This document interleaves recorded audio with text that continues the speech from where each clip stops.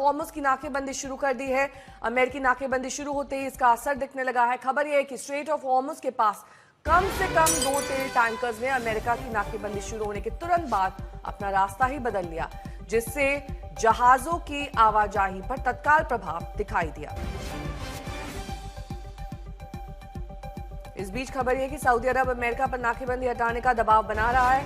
Wall street journal के मुताबिक खाड़ी क्षेत्र के ऊर्जा निर्यातक इस बात को लेकर चिंतित हैं कि हॉर्मुज़ की नाकेबंदी से ईरान तनाव बढ़ा सकता है और बाब अल मंदेब को बंद कर सकता है, जो फारस की खाड़ी के तेल के लिए मुख्य निकास मार्ग है।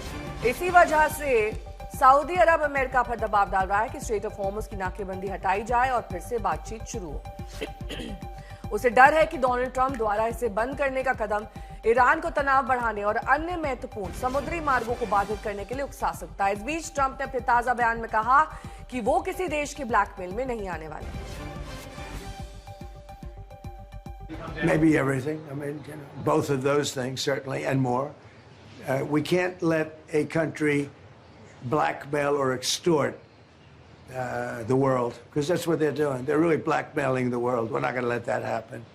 And the amazing thing is, we don't, can you believe this? We don't use the Strait. We don't need the Strait. We have our own oil and gas, much more than we need. We have more oil and gas than Saudi Arabia. Think of this. We produce more. Saudi Arabia, and add Russia to it, substantially more. And by next year, we'll have double that amount. So we don't need it, but the world needs it. And many ships are heading to our country right now as we speak to load up with the best.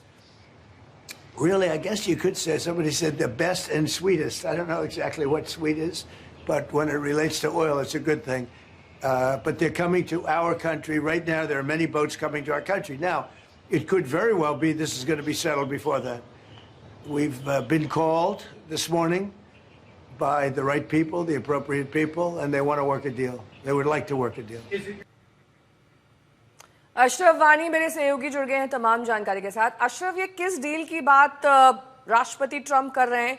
क्योंकि वो कह रहे हैं कि मुझे तो Hormuz की जरूरत ही नहीं है। उसके बाद फिर वो ये कह रहे हैं कि कुछ जहाज ऐसे हैं जो अमेरिका तक पहुंच रहे हैं और वो सऊदी अरब से भी ज्यादा तेल उनके पास है। ऐसे में उनको स्ट्रेट ऑफ हॉर्मुज़ से जो जहाज गुजरते हैं वो आए चाहे ना आए, उसका कोई फर्क नहीं पड़ता है। तो फिर डील किस बात की होनी है?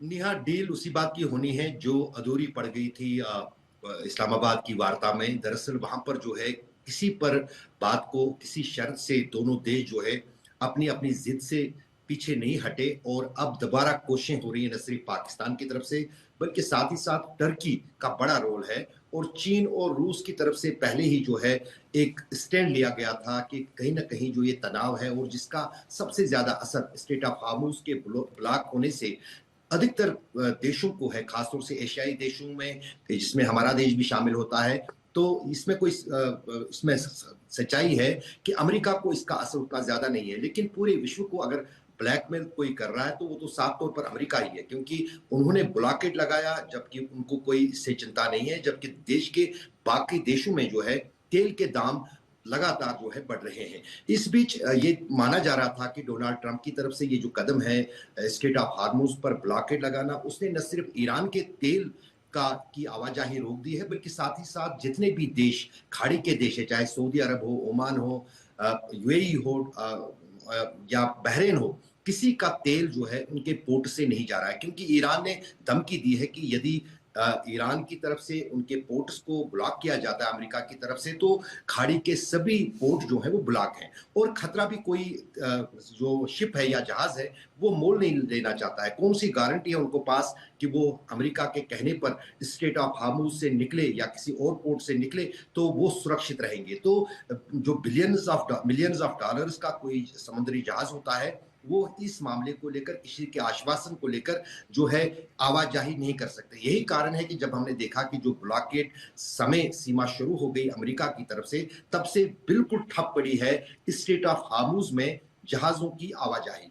लगातार ये प्रेशर बनाने का एक तरीका था अमेरिकी राष्ट्रपति डोनाल्ड ट्रंप की तरफ से ईरान पर कि वो उन शर्तों को माने जो अमेरिका चाहता है। उसमें सबसे महत्वपूर्ण शर्त यही है कि जो यूरेनियम को लेकर जो प्रोग्राम न्यूक्लियर प्रोग्राम ईरान में है वो उसको पूरी तरह से या तो बंद कर दे या कम से कम 20 साल तक किसी भी यूरेनियम इनरिचमेंट पर जो है वो जो है ईरान राजी हो। लेकिन ईरान का सालों से एक ही मत रहा है कि वो उनकी स्वायत्तता पर एक हमला है। अगर दुनिया के कई देश न्यूक्लियर एनर्जी के लिए या फिर पीसफुल मीन्स के लिए न्यूक्लियर टेक्नोलॉजी का इस्तेमाल करते हैं या न्यूक्लियर प्रोग्राम का इस्तेमाल करते हैं तो वो क्यों नहीं करें। और यही बात जो है रूस की तरफ से भी अमेरिका को कही गई थी। तभी डोनाल्ड ट्रंप ने जो ओबामा है 2015 में ईरान के साथ डील की थी, जिसको अमेरिकी राष्ट्रपति डोनाल्ड ट्रंप ने खत्म कर दिया।